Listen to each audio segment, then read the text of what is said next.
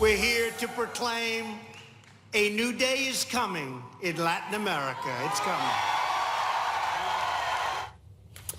President Trump sounding off in Venezuela during this speech in Miami, condemning socialism and calling for a peaceful transfer of power in Caracas.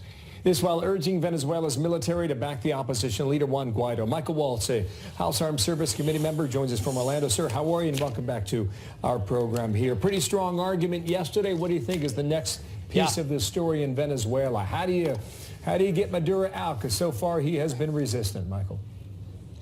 Well, I commend the president for a very strong speech. You know, number one, he's going after now the military. The assets of the military leaders that have sided with Maduro. These are assets that they've stolen from the Venezuelan people and hidden offshore, so hit them in their pocketbook. Number two, I think he rightly called out Cuba's role. Cuban intelligence is propping up the Maduro regime. They get the Cuban regime survives off of Venezuelan oil, and I think they could be in real trouble if Maduro falls. But then more broadly, Bill, he called out socialism.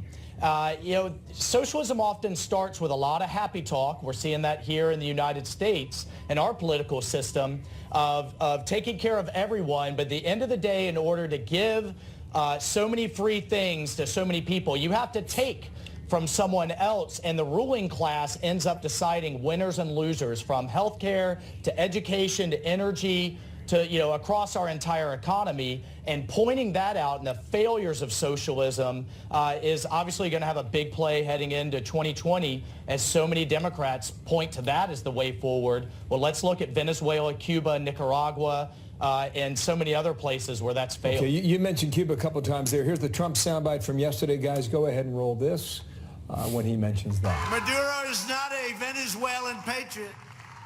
He is a Cuban puppet. That's what he is. We seek a peaceful transition of power, but all options are open.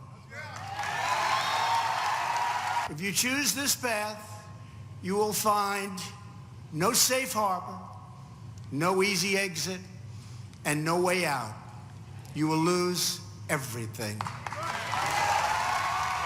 So let's see where this goes, Michael. Two other stories I'm going to hit on quickly.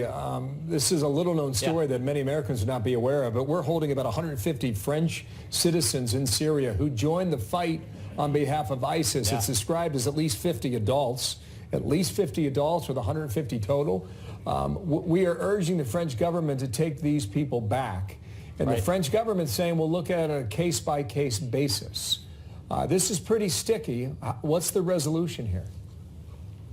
Well, it's a huge problem. Look, we're overall, the Syrian Democratic Forces, our allies on the ground in Syria, are holding hundreds and hundreds of ISIS fighters. So this is one of the real issues that we have to solve before any type of American pullout. Look, at the end of the day, Bill, I think our allies absolutely need to share the burden from reconstruction to taking control of these prisoners. There have been attacks all over Europe, so they have a real stake in fixing the problem in Syria. But America has to lead, and only American military can really lead on these problems. I'm not talking hundreds of thousands of troops. I'm talking a small footprint until these problems are resolved, because ISIS can come back. They will come back. And if we have to fight our way back in there to handle these problems, it's going to be much more costly than maintaining a presence, a small presence going forward. We're going to watch it. There are hundreds of ISIS militants now in custody here, and we'll see what comes of them. What about this American woman? She gave birth, 18-month-old son. She wants to come home. You mentioned this. Well, we mentioned the story a moment ago.